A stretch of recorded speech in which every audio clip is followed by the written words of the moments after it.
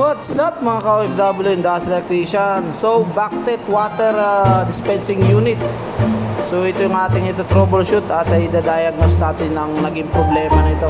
So, ang sabi ng operator ay wala daw lumalabas na tubig. So, dito sa kanyang dispensing unit. So, dito nga pala ay i-start na natin. So, para malaman natin kung wala talaga. So, yan, naka-start na. So inangat ng kasama ko yung hose. So yun o.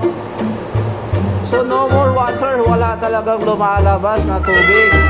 So bakit kaya at anong problema? So stop muna natin yan. So dito ay buksan na natin. So magkabilang gilid na yan ay meron siyang flat screw dyan na lock.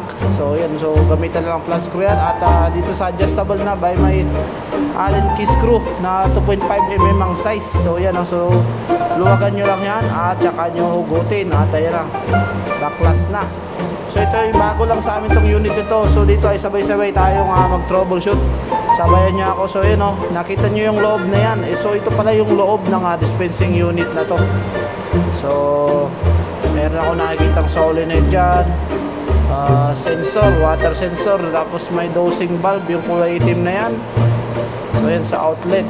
At meron din siyang PCB, printed circuit board, at tsaka wiring diagram.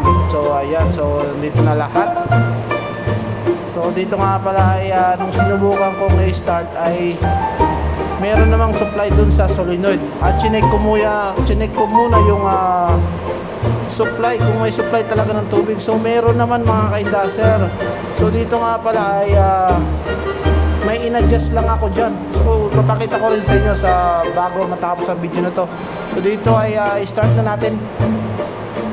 So ayan, so tingnan natin kung mobra yung in-adjust ko. So ayan o, may tubig nang lumabas.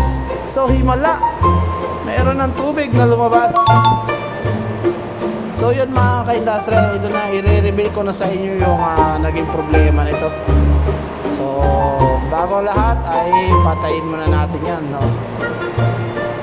So yun mga industrial, so yung naging problema lang pala nito ay yung operator.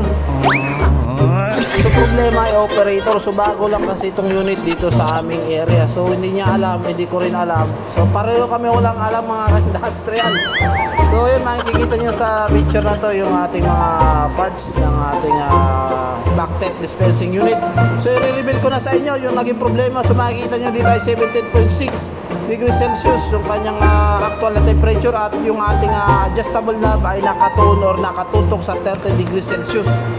So yung problema ito ay malaki yung agwat ng 17 at 30. So pihitin nyo lang yan pa clockwise. So ibaba nyo hanggang 15 degrees Celsius at automatic na po yan, lalabas na tubig once na in-start nyo.